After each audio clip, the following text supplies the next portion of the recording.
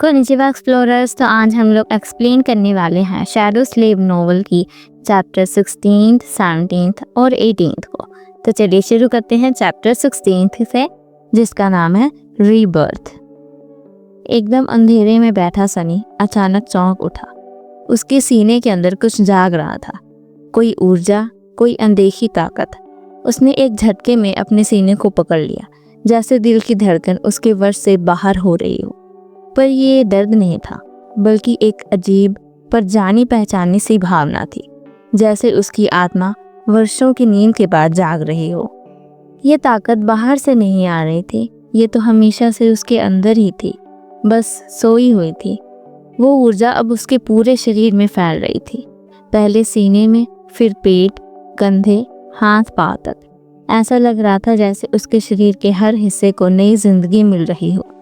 हड्डियां, मांसपेशियां, रक्त, सब कुछ दोबारा बन रहे थे, और इसी के साथ सनी भी दोबारा जन्म ले रहा था। वो अब वही कमज़ोर सनी नहीं रहा। फर्स्ट नाइटमेयर की भयानक यातना ने उसे जिस तरह से तपाया था, और अब ये जागती शक्ति उसे एक नया रूप दे रही थी। एक बर्निंग स्टार की तरह उसकी सीने में गर्मी उठ रही थी, और फिर धीरे धीरे वो ठंडी होने लगी। एक सुकून भरी ठंडक उसके पूरे अस्तित्व में समा गई। दर्द, थकान, पुराने जख्म, सब कुछ जैसे पिघलता चला गया, और फिर उसकी आंखों के आगे की दुनिया बदल गई। अब वो केवल सितारों से भरे वॉइड को नहीं देख पा रहा था, बल्कि एक और दृश्य, एक शांत गहरा समुद्र, जिसके ऊपर की काली अकेली धूप जैसी चीज चमक रही थी। सनी जानता था ये क्या है, पर जो वो देख रहा था वैसा नहीं होना चाहिए था। वहाँ तो उजाला होना चाहिए था, एक ब्राइट सोल स्टार होना चाहिए था, पर ये ब्लैक सन और ये सन्नाटा। खाली धूप के पास दो ग्लोइंग सफियर्स घूम रहे थे, उसकी मेमोरीज, सिल्वर बेल और पपीटर श्राउड। ये तो बस शुरुआत थी, एक दिन यहाँ दर्जनों होंगी, और शायद कुछ एकोज भी। पर सबसे ज़्यादा परेशान करने वाली बात थी वो अनदेखी, अस्पष्ट परछाइयाँ, जो उसकी विजन की सीमा के पार डार्कनेस में हरकत कर रही थी। वो कुछ भी साफ देख नहीं पा रहा था, पर उनकी मौजूदगी महसूस हो रही थी। और तभी एक गूंजती हुई आवाज़ वापस आई, अवेकनिंग एस्पेक्ट एबिलिटी। जो एबिलिटी उसे मिलने वाली थी वही तय करती थी कि वो ड्रीम रेलम में कौन होगा, फाइटर, सोर्सरर या कोई रेयर हीलर। सब कुछ इसी पर निर्भर था। Aspect ability acquired, aspect ability name shadow control. Shadow control? Sunny ने तुरंत रून्स को समन किया और पहले ओवरऑल इन्फो पर नजर डाली। Name Sunless, true name lost from light, rank dreamer, shadow core dormant, shadow fragments 12/1000। Shadow core, shadow core, ये क्या था? ये तो किसी के पास नहीं होता। और ये शैडो फ्रैगमेंट्स, उसने कभी किसी किताब, किसी एल्डर से ये शब्द नहीं सुना था। शायद उसका रास्ता बाकी सभी अवेकेंड से बिल्कुल अलग था। ये एक्साइटिंग भी था और स्कैरी भी। अगर उससे सोल शेड्स की ज़रूरत नहीं थी, तो वो सभी रिसोर्सेज के लिए दूसरों से लड़ने से बच सकता था। पर सवाल ये था, ये फ्रैगमेंट्स मिलते कैसे हैं? खुशकिस्मती से उसे पहले नाइटमेयर में 12 मिल भी चुके थे, पर आगे क्या? और फिर उसकी नज़र गई उस लाइन पर जिसने सब कुछ बदल दिया। Aspect shadow sleeve, aspect rank divine, aspect ability shadow control. मतलब मेरी परछाई जिंदा है? सनी को कुछ समझ नहीं आया। तभी एक और यूनिक मैसेज उभरा। साथ में आई वो भारी आवाज़ जिसने उसके दिल को डरा दिया। सभी पावर एक कीमत पर मिलती है, तुम्हें एक फ्लॉ मिला है। उसने नीचे देखा और उसकी आंखें फैल गई। अरे यार नहीं। सनी ने अपनी आंखें बंद की, फिर एक उम्मीद के साथ दोबारा खोली। गायब हो जाओ प्लीज। लेकिन रून अब वहीं थे, मंद सी रोशनी से चमकते हुए, जैसे उसका मजाक उड़ा रहे हों। Flaw clear conscience, flaw description, तुम झूठ नहीं बोल सकते। 3 शब्द, बस 3 सिंपल वर्ड्स, लेकिन ऐसा लग रहा था जैसे सनी के नीचे कोई गहरा अंधा कुआं खुल गया हो। स्पेल जो हमेशा मजाकिया लहजे में बात करता था, इस बार एकदम सीधा और बेरहम था। मैं झूठ नहीं बोल सकता? अगर मैं झूठ नहीं बोलूँगा तो जिंदा कैसे रहूँगा? सनी की पूरी जिंदगी डिसेप्शन और ट्रिकी पर टिकी थी। स्पेल ने भी तो उसकी चालाकी की तारीफ की थी। अब अगर वो सिर्फ सच बोलेगा तो कोई भी उसका ट्रू नेम पूछकर उसे अपना गुलाम बना सकता है। बस कुछ मासूम सवाल और उसका अंत वो चीखने वाला था। तभी अचानक स्पेल की आवाज़ बोली, wake up, lost from light. अगले ही पल काला वॉइड घूमने लगा और सब गायब हो गया। सनी की आंखें खुली। ऊपर एक भारी रीइंफोर्स्ड छत, पुलिस स्टेशन का वॉल्ट उसे किसी राजमहल से कम नहीं लगा। मैं सच में बच गया? उसने गहरी सांस ली। दर्द चला गया था। ठंड, चोटें, टूटी पसलियां, सब मानो किसी और जीवन की बातें थी। और तभी उसकी नज़र नीचे गई और उसकी सांस रुकी। एक सस्ती प्लास्टिक कुर्सी पर बैठी थी अब तक की सबसे सुंदर औरत जिसे सनी ने देखा था। 3 सितारे? असेंडेंट? हाँ रुको, असेंडेंट। लेकिन तभी औरत की नजरें भी उससे टकराई। क्या देख रहे हो? उसकी आवाज में जीरो ह्यूमर था। मैं वो पता नहीं। उसकी आंखें डर से फैल गई। उसने ये कहने की भी नहीं सोची थी, ये तो खुद ब खुद उसके मुंह से निकल गया। एक जोरदार चांटा पड़ा। उसका पूरा चेहरा एक तरफ घूमा। अगर रिस्ट्रेंट्स ना होते तो शायद वो सीधा जमीन पर गिर जाता। अब होश में आ गए? सनी ने अपने गाल को पकड़ा और धीरे से हिलाया। अच्छा है, एक सलाह दूं? जो भी मन में आए वो मत बोलो। ऐसा नहीं है कि तुमने कभी लड़की देखी ही नहीं। अब कहो थैंक यू। बहुत सी देखी हैं पर तुम जैसी खूबसूरत नहीं देखी। हे भगवान, फिर से बोल दिया। औरत ने कुछ सेकंड तक उसे घूरा, फिर हंस पड़ी। लगता है तुमने अभी तक ज्यादा अवेकन देखे नहीं है, उसने समझाया।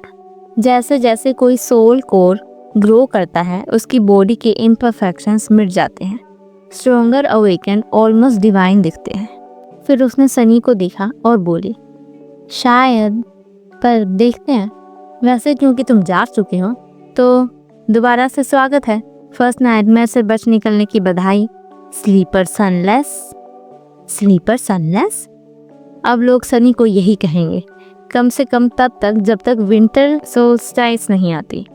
Sleeper, dreamer, awaken, ascendant, saint, ये सब स्पेल की स्टेजेस थी और इंसानों ने उन्हें अपने नाम दिए थे। अभी सनी एक स्लीपर था।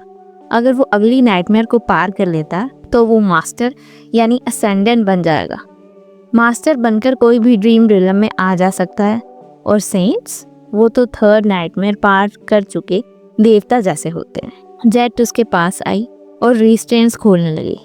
मैं असेंडेंट जेट हूँ, तुम मुझे मास्टर जेट कह सकते हो। इन 3 दिनों से मैं तुम्हारी नाइटमेयर पर निगरानी कर रही थी। सनी को याद आया, वो पुलिस वाला कह रहा था कि कोई अवेकेंड आएगा उसकी निगरानी के लिए, ताकि अगर वो मरे तो नाइटमेयर क्रिएचर को मार सके। वो कुछ पूछना चाहता था पर डरा था कि सच ना बोल दे। फिर भी, मास्टर जेट, एक सवाल है, आपकी लेवल की कोई व्यक्ति वॉच ड्यूटी पर क्यों होता है? जेट ने गहरी नज़र से देखा। तुम जितने दिखते हो उससे ज़्यादा समझदार हो। उसने बताया कि सेक्टर में लगातार गेट्स खुल रहे हैं। ज़्यादातर अवेकन घायल, बिजी या मर चुके हैं। और वैसे भी बहुत कम अवेकन हैं जो मेरी तरह गवर्नमेंट के लिए काम करते हैं। ये सबसे कम पैसे और ज़्यादा खतरे वाला काम है। क्या तुम धन और शोहरत छोड़कर अपनी जान जोखिम में डालना चाहोगे सिर्फ कर्तव्य के लिए? सनी कुछ तारीफ करना चाहता था पर मुंह से निकला, बिल्कुल नहीं, मैं कोई बेवकूफ़ नहीं हूँ। अरे यार स्पेल, इस फ्लो को तो भेजो नर्क में। जेट उसे घूरती रही। सनी को फिर एक और थप्पड़ की उम्मीद थी पर वो मुस्कुरा ली। देखा, मैं सही थी, तुम वाकई समझदार हो। सनी एक गर्म शावर के नीचे खड़ा था, जैसे उसकी रूह तक सुकून में डूबी हो। 3 दिन की बेहोशी, नाइटमेयर की यादें और उस फ्लो का डर, सब कुछ पल के लिए भुला देना चाहता था। मास्टर जेट ने उसे नहाने भेजते हुए कहा था, तुमसे नाइटमेयर की बदबू आ रही है।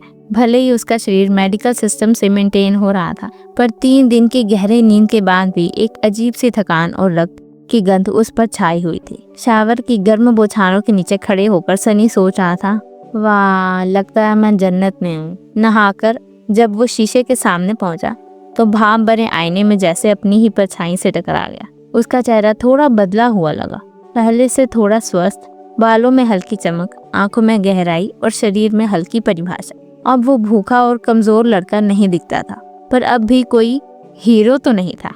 लेकिन तभी कुछ अजीब हुआ।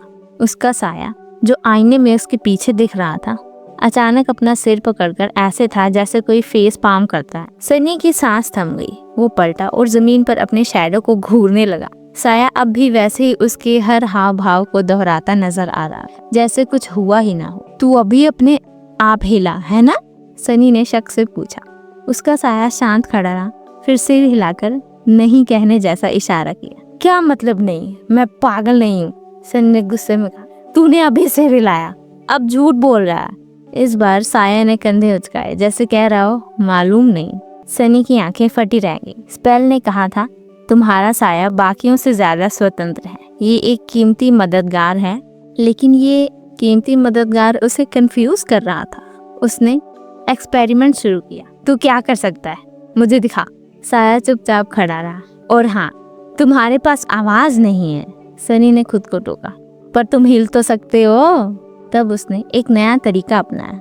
आंखें बंद की और ध्यान अपने अंदर लगाया। उसने महसूस किया दिल की धड़कन, बाथरूम की ठंडी हवा, टाइल्स पर गिरते पानी की बूंदें, और फिर एक नया सेंस, एक जैसे किसी अलग डायमेंशन का दरवाजा खुल रहा हो।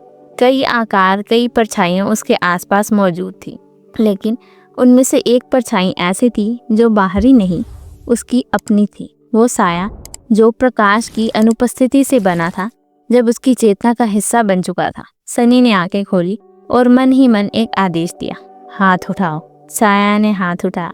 उसने बैठने, खड़े होने, घूमने और यहाँ तक कि राक्षस का आकार लेने का आदेश दिया। साया ने सब कुछ किया जैसे कोई तरल परछाई हो, आकार बदलता, बहता हुआ। हाँ, देखा? सनी हंस पड़ा। साया ने मुंह फुला लिया, फिर धीरे से अंगूठा ऊपर कर दिया। लेकिन काम का क्या? सनी ने पूछा। उसने साया को तौलिया रैक पर किक मारने का आदेश दिया। साया ने किक तो मारी, लेकिन तौलियों पर कोई असर नहीं पड़ा, क्योंकि वो बस एक छाया था। बस इतना ही कर सकता है। सनी के दिमाग में शैडो गॉड वाला पावरफुल विजन चूर चूर हो गया। साया ने उसे घूरा, फिर कंधे उचकाकर नाराज हो गया। ठीक है, आगे एक्सप्लोर करेंगे, सनी ने तौलिया उठाते हुए कहा। कुछ देर बाद Sunny police issued track suit पहनकर कैफेटेरिया पहुंचा। मास्टर जेट पहले से एक टेबल पर बैठी थी। 2 ट्रे में एक गर्म सिंथेटिक खाना उसके सामने था। खुद ले लो, उसने कहा। सनी ने खाने को देखा, वही सस्ता ग्रूल जो वो आउटस्कर्ट्स में खाता था। इतना सब झेलने के बाद भी रॉयल खाना नहीं मिलेगा, उसने सोचा। लेकिन वो भूखा था, बहुत ज्यादा। खाते खाते उसके दिमाग में एक अजीब ख्याल आया। स्पेल ने उसे मास्टर ढूंढने को कहा था, और सामने बैठी जेट खुद को मास्टर बुला रही थी। क्या इत्तेफाक है ना?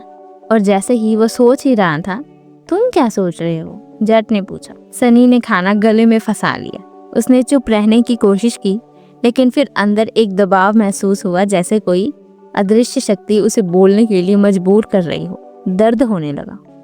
आखिरकार उसने कहा, मैं यही सोच रहा था कि ये परफेक्ट मौका होगा जब आप मुझसे पूछे कि मैं क्या सोच रहा हूँ। जेट ने उसे अजीब नजरों से देखा, फिर कहा, खाना खत्म कर लो, मैं कुछ जरूरी बातें बताना चाहती। उसे बताया गया कि वो साइकोलॉजिकल काउंसलिंग ले सकता है, पर उसने मना कर दिया। तो नाइटमेयर बहुत मुश्किल था? जेट ने पूछा। जो सोचा था उससे भी ज्यादा बुरा, और ठीक वैसे ही बुरा, सनी ने जवाब दिया। जेट मुस्कुराई। आउटस्कर्ट्स के लोग वैसे भी टफ होते हैं। आप भी आउटस्कर्ट्स से? सनी हैरान हुआ। जेट ने हंसते हुए कहा, क्यों? मेरी क्लासी पर्सनालिटी देखकर अंदाजा नहीं लगा? बिल्कुल नहीं, सनी ने ईमानदारी से कहा। जब उसने पूछा कि क्या उनके जैसे लोग ज्यादा होते हैं अवेकन में, जेट का चेहरा सीरियस हो गया। बहुत कम है, गिनती के लोग हैं हमारे जैसे। ये सुनकर सनी के दिल में डिटर्मिनेशन जागी। अगर वो मास्टर बन सकती है तो मैं क्यों नहीं? अंत में जेट ने उसे अवेकेंड एकेडमी के बारे में बताया, जहां उसे फ्री खाना, रहना और ट्रेनिंग मिलेगी। वहां वो उन लोगों से मिलेगा जो उसके साथ ड्रीम रेलम में जाने वाले हैं। तो चलोगे एकेडमी? जट ने पूछा। सनी कुछ देर सोचता रहा। फ्लो चुप था, शायद क्योंकि वो खुद भी डिसीजन नहीं ले पाया था। पर फिर उसने अपनी खाली ट्रे की ओर देखा और हल्की मुस्कान के साथ बोला, हाँ, मैं एकेडमी जाना चाहता हूँ। और ये चैप्टर यहीं पर खत्म हो जाता है। अगर आपको आज की एक्सप्लेनेशन पसंद आई तो हमारे वीडियो को लाइक और चैनल को सब्सक्राइब जरूर करें। तो तब तक के लिए मिलते हैं हम आपको नेक्स्ट वीडियो में। तब तक के लिए मत